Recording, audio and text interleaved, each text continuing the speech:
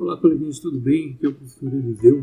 Estamos começando o nosso primeiro podcast aqui.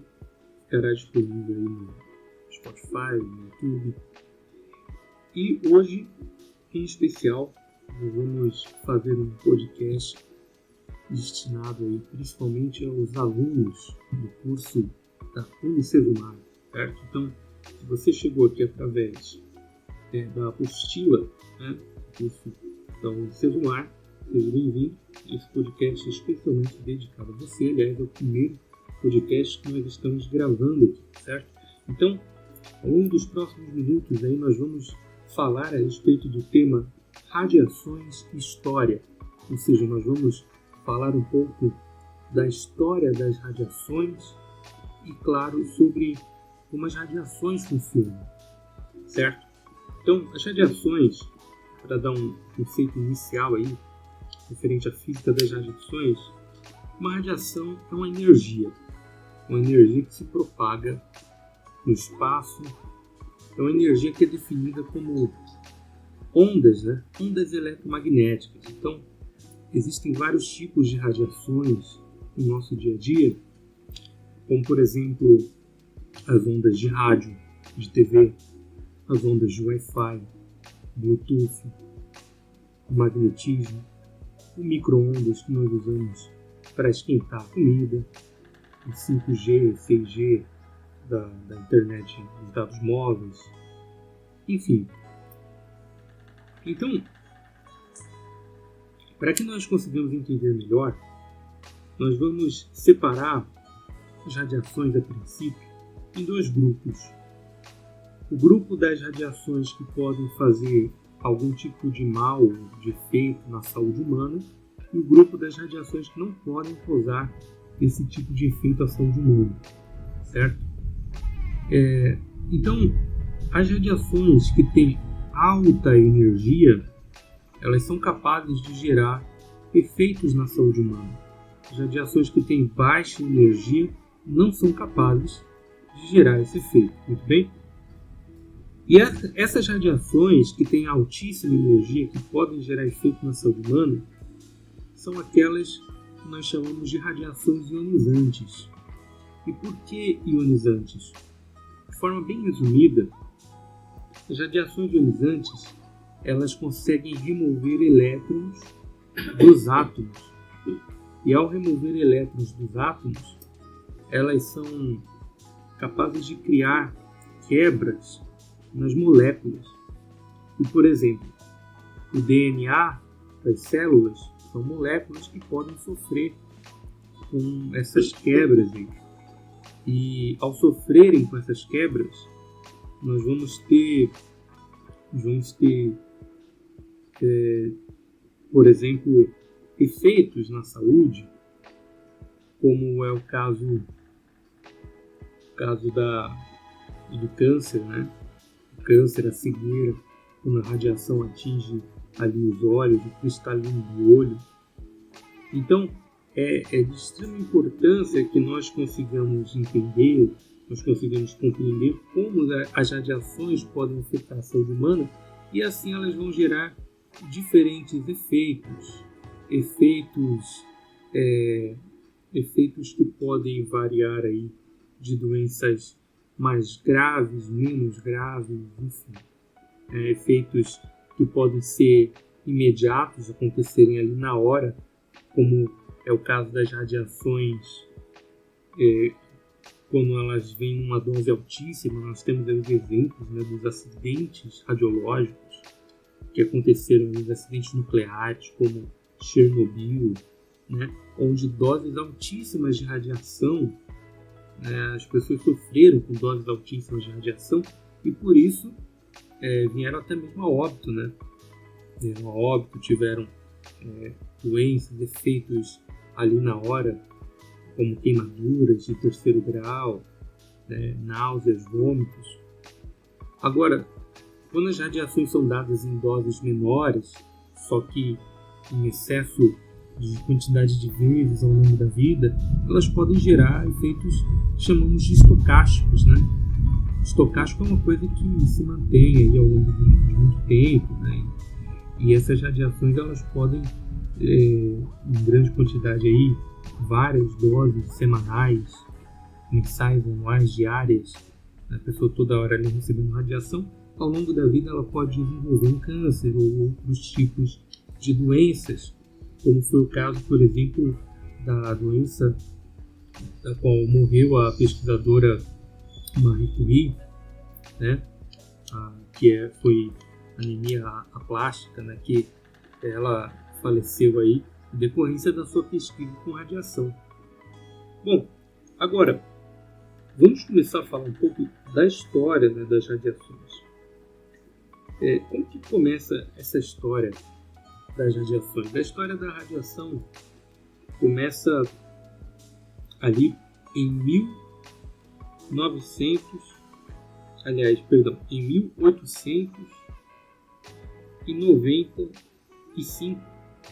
1895 foi o ano em que o físico, que ganhou graças a isso o prêmio Nobel, o físico Johann Conrad Roentgen, né? A pronúncia em alemão é mais diferente, né? Né? Mas a pronúncia em português aí é Johann Conrad Roentgen.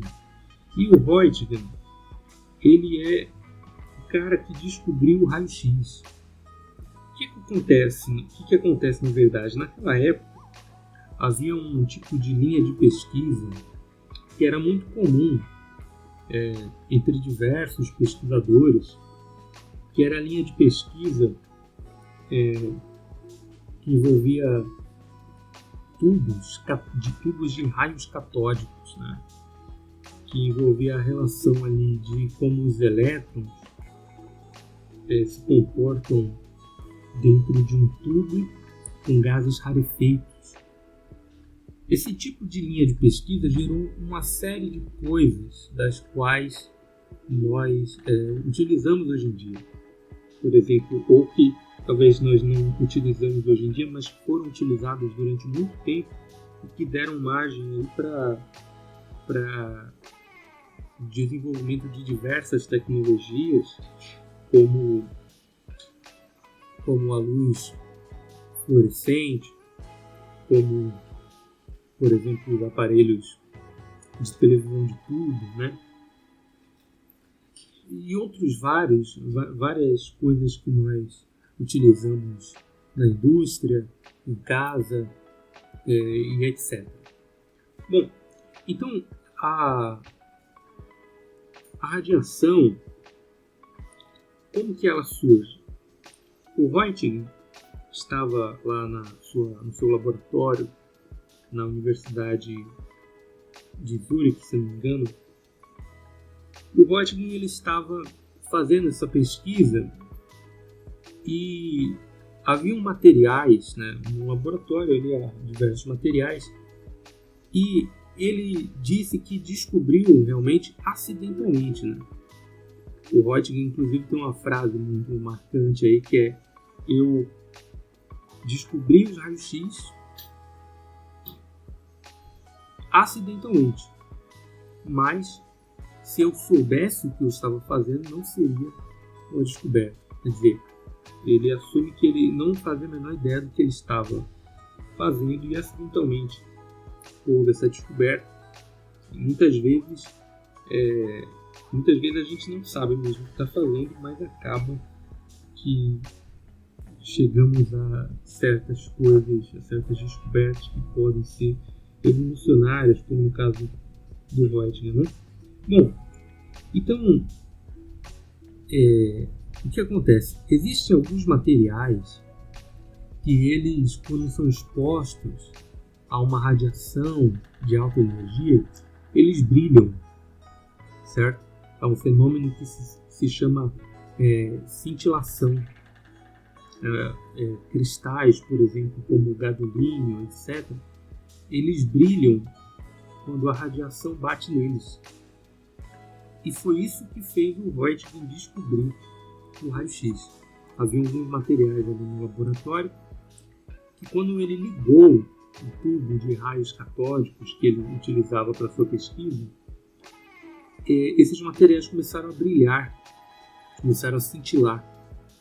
E o Roentgen, percebendo isso, claro, ali começou a notar que tinha alguma coisa estranha. Inicialmente ele tentou cobrir o material, ou cobrir a ampola para ver se algo estava, se era algum tipo de luz que estava, se essa energia poderia ser barrada ali. Ele percebeu que alguns materiais barravam e alguns materiais não barravam, mesmo colocando, por exemplo, um pano por cima ali do tubo, a cintilação, o fenômeno da cintilação continuava. Através disso, ele percebeu que essa onda, essa energia, ela conseguia atravessar as coisas, né?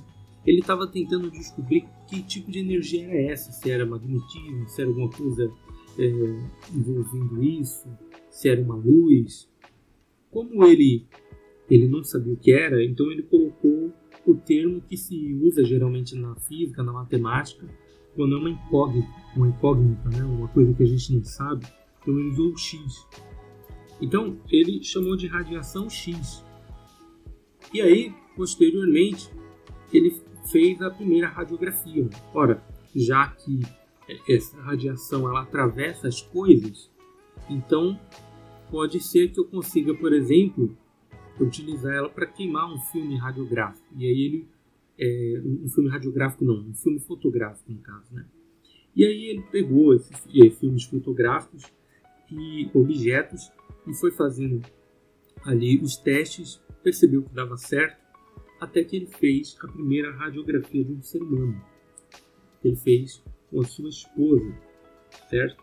Inclusive, há uma foto bem icônica que você pode achar facilmente na internet, onde mostra, né, você pesquisa assim no Google, primeira radiografia, vai aparecer lá a mão da esposa do Roentgen, inclusive aparece o anel da mão da esposa dele, e é possível visualizar ali de forma ainda um pouco não em perfeição, mas é uma descoberta, claro, revolucionária para a época, e é possível visualizar os ossos da mão da esposa do Roentgen, né?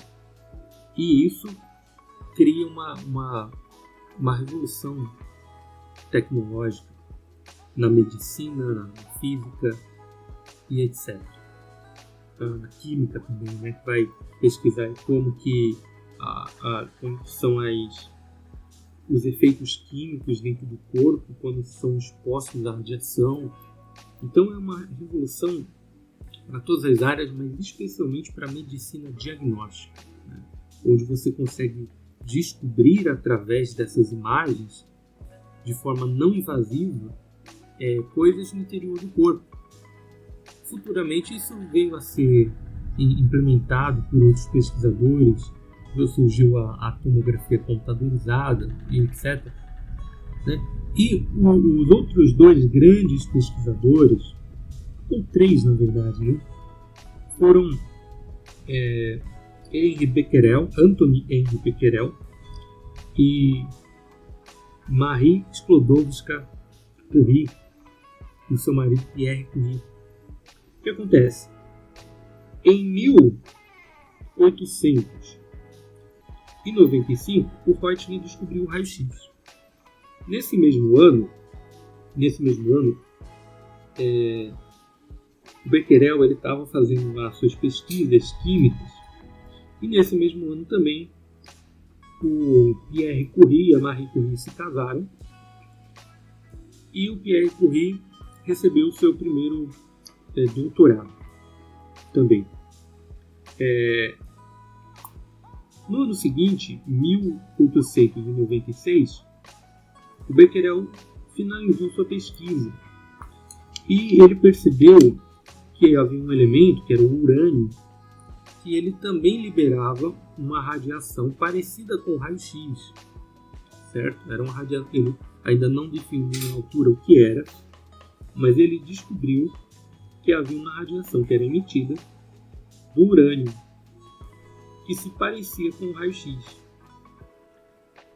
Em seguida, lá em 1998 já, aliás, 1898, o Pierre Curie e a Marie Curie, principalmente a Marie Curie, que tem mais mérito na história, conseguiram identificar dois outros elementos que também emitiam radiação, que eram o polônio e o rádio. O polônio recebeu esse nome em homenagem ao país, né, a Polônia, que era o país da Marie Curie, que antes de se casar não se chamava Marie Curie, se chamava Maria Skłodowska. Ela assumiu a nacionalidade francesa e o nome francês após casar-se com o Pierre Curie.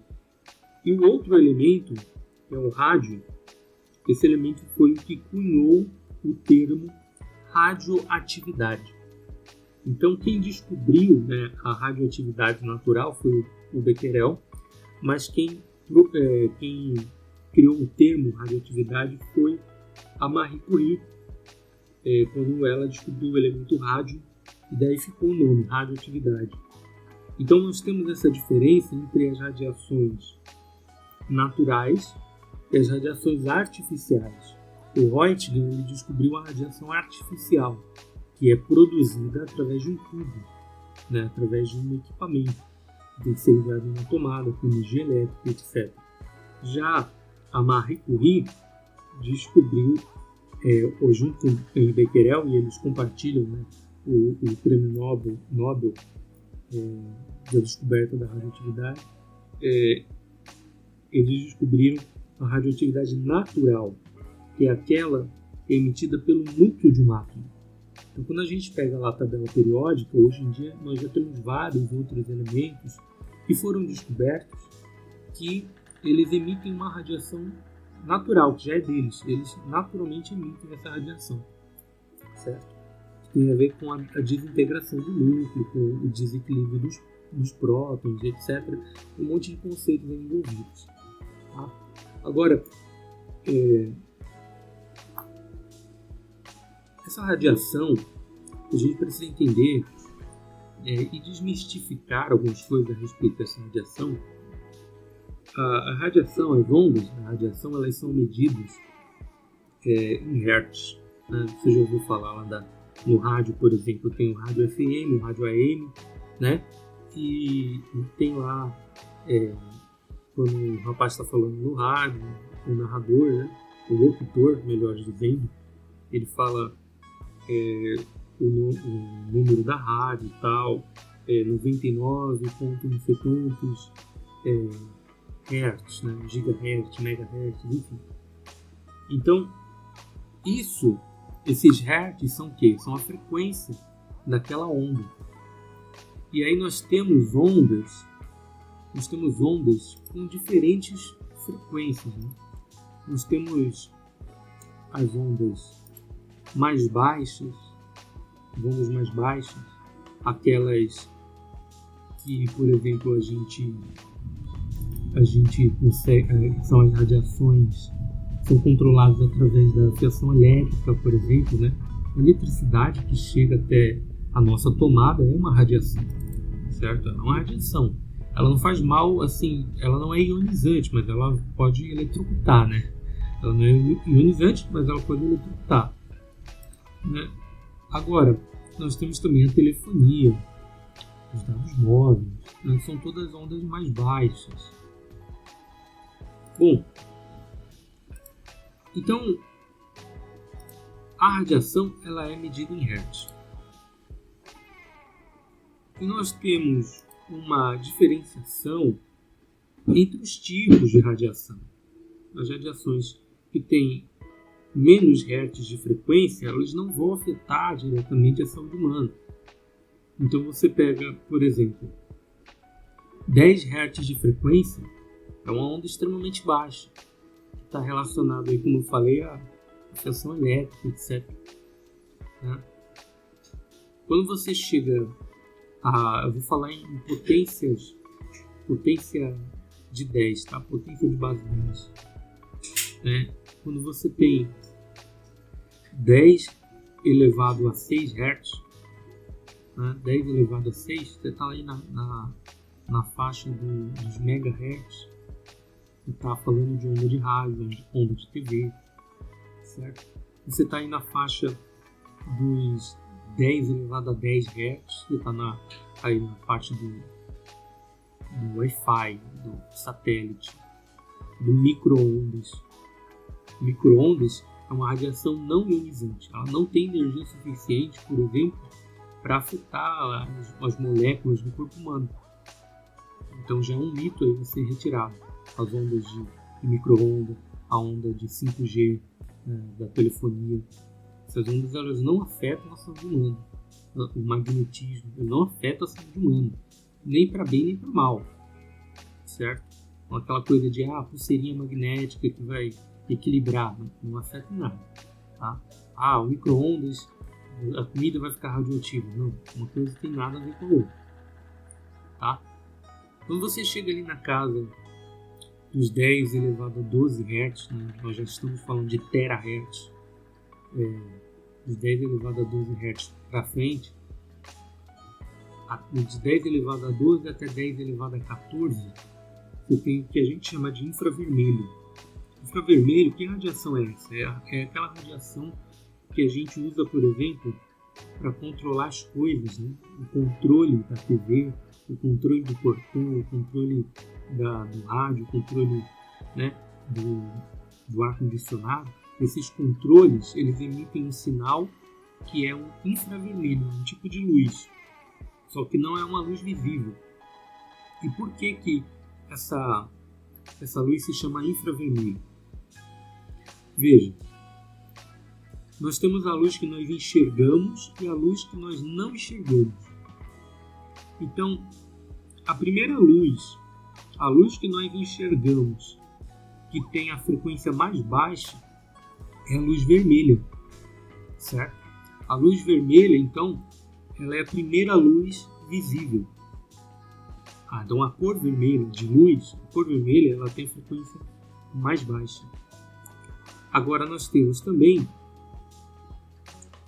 antes de se tornar o vermelho, tem o infravermelho, que é uma luz que nós não enxergamos. Depois a primeira luz visível é o vermelho. Depois tem o laranja, o amarelo, o verde claro, o azul mais escuro. E aí vai se aproximando do roxo, do lilás, do violeta, certo? Então a última luz visível, a luz que tem a energia mais alta, que nós ainda conseguimos enxergar, é a luz violeta. Então veja, a luz vermelha, ela começa em 10 elevado a 14 Hz. A luz violeta, ela termina em 10 elevado a 16 Hz. De 10 elevado a 16 para frente, já é o que nós chamamos de radiação ionizante. São as radiações que fazem mal à saúde. Então veja, por exemplo, depois da luz violeta, a primeira radiação considerada ionizante e que nós já não enxergamos é a radiação ultravioleta. A radiação ultravioleta, por exemplo, ela está presente na luz do Sol. Então, o Sol ele emite radiação ultravioleta e chega até nós. Uma parte dessa radiação é barrada pelo campo magnético da Terra, pela camada de ozônio, etc. Né? Agora, a radiação ultravioleta ainda chega até nós, uma parte dela, do Sol, por exemplo. Né? Então veja só que interessante. Em 10 elevado a 14 Hz termina o infravermelho e começa a luz visível vermelha. Em 10 elevado a 16 Hz termina a luz visível violeta e começa a luz já invisível e já ionizante, ou seja, que pode fazer mal para a saúde, a luz ultravioleta, certo? Então essa luz ultravioleta, ela Imagine que a gente vai aumentando a frequência, aumentando esses hertz, né? Aumentando esses hertz de frequência. Aí a gente chega lá a 10 elevado a 18 Hz, 10 elevado a 19. Em 10 elevado a 19 Hz, de 10 elevado a 18 Hz, um pouco mais ali, entre 10 elevado a 18, 10 elevado a 19, nessa faixa daí, até chegar em 10 elevado a 22 Hz, mais ou menos, nós temos o chamado raio-x. Então veja, o raio-x, uma radiação que já pode afetar a saúde humana, né? É a radiação utilizada, por exemplo, nas ondas, aliás, nos aparelhos de radiografia, né? Essa radiação tem hertz de frequência extremamente altos. Veja só a diferença, o micro-ondas tem 10 elevado a 10 Hz, enquanto o raio-x tem 10 elevado a 20, né? Então é muito acima, certo? E aí nós temos depois o raio-x, o raio gama. Então a radiação que o Röntgen descobriu era o raio-x. A radiação que o Becquerel, junto com a Marie Curie e o Pierre Curie, descobriram são os raios gama, que têm um poder de penetração maior do que o raio-x. Eles são mais penetrantes que o raio-x, eles têm uma energia maior que o raio-x. Tá? Então, a partir de 10 elevado a 22 Hz, 10 elevado a 24, 26, nessa faixa daí, nós já estamos falando dos raios gama. O raio gama está nessa faixa de frequência. Então, é uma das frequências mais altas aí. A gente fala do espectro das radiações. A gente começa lá em 10 Hz, até 10 elevado a 28 Hz o máximo aí, geralmente, da radiação gama. Tá? Então, dependendo, basicamente, resumindo o que eu falei, dependendo dos hertz da frequência, você tem as diferenças entre as radiações, que a partir de 10 elevado a 16 Hz, você tem as radiações ionizantes, que podem fazer mal à saúde. Qualquer radiação que tenha uma frequência menor do que isso, ela não afeta a saúde humana. Claro, se você entrar dentro do forno micro-ondas, você vai ferver o sangue do seu corpo e você vai morrer. Você se eletrocutar numa corrente elétrica alta, pode morrer também, né? Agora, você não está morrendo pelo efeito apenas de uma radiação ali, como as pessoas ficam preocupadas, acham que o micro-ondas vai fazer a comida ficar radioativa, etc. Uma coisa tem nada a ver com a outra, certo? Então, nós temos essas radiações ionizantes, que são, como eu falei, ultravioleta, o raio-x, o raio gama. Além do raio-x e do raio gama, nós também temos as partículas alfa e beta, que também são liberadas nesse processo que o Becquerel, a Marie Curie e o Pierre Curie descobriram, que é a radiação natural, a radiação do núcleo dos átomos. Só que cada radiação aí tem uma diferença. A radiação alfa, por exemplo, ela é muito perigosa para a pele, por exemplo. Você expõe a pele à radiação alfa, pode ter câncer de pele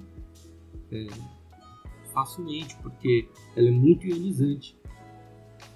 Só que ela não consegue ser muito penetrante, porque ela tem massa, ela é corpuscular, né? Então, já são outros conceitos para serem explicados em outros momentos. Da radiação alfa, por exemplo, ela não atravessa uma folha de papel. Outra radiação beta, que já é mais potente, ela atravessa a folha de papel, mas ela não atravessa, por exemplo, uma chapa de aço. Enquanto a radiação gama, ela atravessa uma chapa de aço, mas ela não consegue atravessar, por exemplo, uma chapa de chumbo, né? Foi pelo menos uns 3 centímetros de chumbo. Então, todos esses conceitos eles vão ser importantes para falar da proteção radiológica, da blindagem radiológica, né? Como a gente se protege da radiação, etc. Né? Como você viu, a radiação ultravioleta é a mais fraca das radiações ionizantes. Né? Ela começa ali, é a primeira das radiações ionizantes que tem a menor frequência, ali 10 elevado a 16, 10 elevado a 17 Hz. Então ela tem uma frequência menor, uma energia menor do que as outras. Por isso que a gente consegue fazer, por exemplo, uma camada protetora para a pele através de um creme, como é o caso do protetor solar. Então você consegue se blindar da radiação ultravioleta através, por exemplo, de uma fina camada de protetor solar. A radiação alfa pode aparecer de uma camada, por exemplo, na roupa, ela não atravessa a roupa. A radiação beta já atravessa a roupa, né? Agora ela não atravessa uma chapa de aço, né? Se você ficar atrás de uma chapa de aço, tiver radiação beta, você se protege. A radiação X, né? Você tem ali o fator da distância e você tem, por exemplo, a proteção de chumbo. Quando você vai lá na sala de radiologia, de radiografia no caso, né? Ou de tomografia, ou de radioterapia, você tem ali os parâmetros de blindagem radiológica, certo? Então todas essas coisas estão envolvidas no processo da radioatividade, da radiação. Nós não podemos confundir radiação natural, que é o que dá o nome radioatividade, uma coisa que naturalmente tem essa radiação ativa, e a radiação artificial, que é aquela que tem que ser produzida através de um equipamento, que é o que o Röntgen descobriu. Né? Radiação artificial é o raio-x, radiação natural é o raio gama. Então, em 1895, Röntgen descobre o raio-x. Em 1896, no mesmo ano que o Röntgen descobre o raio-x, você tem o casamento do Pierre Curie com Marie Curie, e eles começam sua pesquisa. O Pierre Curie recebe o prêmio Nobel no mesmo ano. O prêmio Nobel não, perdão, o seu doutorado, o primeiro doutorado no mesmo ano. O Becquerel, ele descobre a radiação vinda do urânio. Em 1898, ou seja, 3 anos depois da descoberta do raio-x, 2 anos depois da descoberta da radiação do urânio por Becquerel, o Pierre Curie e a Marie Curie conseguiram separar ali o rádio, descobriram o rádio e o polônio e cunharam ali o termo radioatividade, que passou a ser usado aí até hoje, né? Outra coisa também, antes da gente encerrar, entre 1898 e 1902, né? Ou seja, do ano em que eles descobriram o rádio polônio, né, até 1902, o Pierre Curie e a Marie Curie, eles se empenharam na aplicação dessa radioatividade, né, para conseguir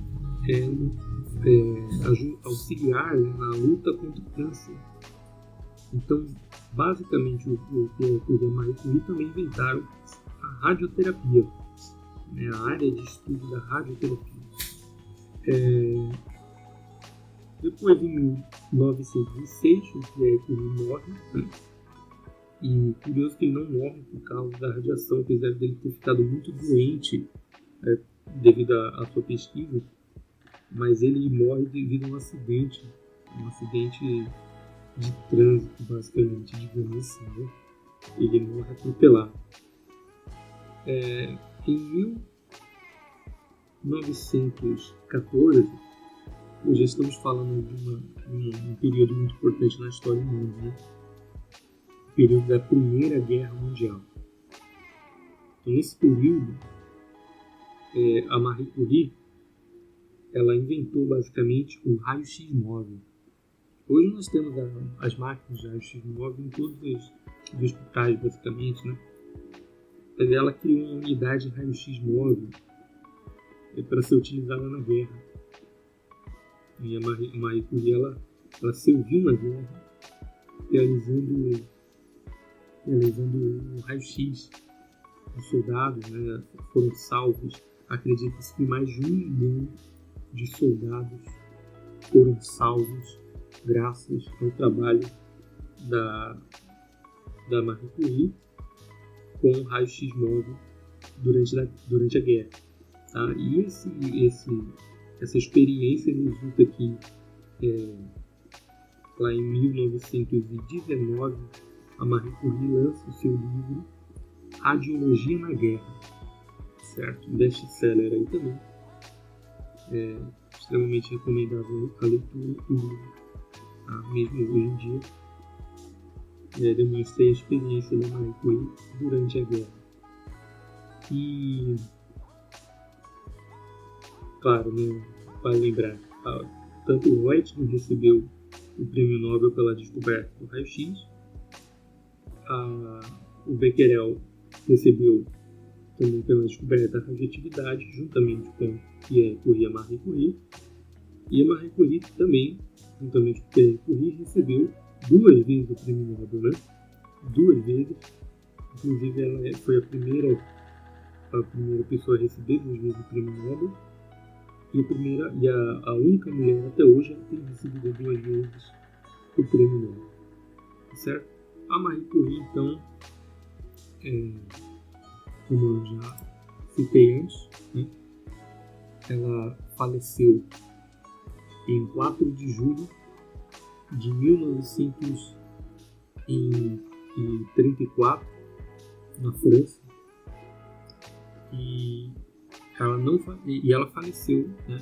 Diferente do seu marido, ela sim faleceu devido à sua exposição à radiação ao longo da vida.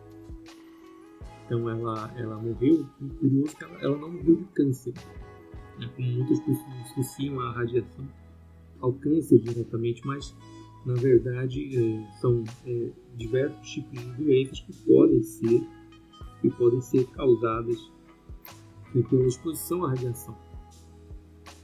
E ela teve, no caso, uma coisa chamada anemia aplástica, que foi o que levou à sua morte em 1934 na França.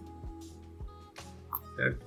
Então, esses nomes aí são os nomes dos físicos mais importantes na área de radiologia, que precisamos conhecer: o Johann Röntgen, o Henri Becquerel, Pierre Curie e a Marie Curie.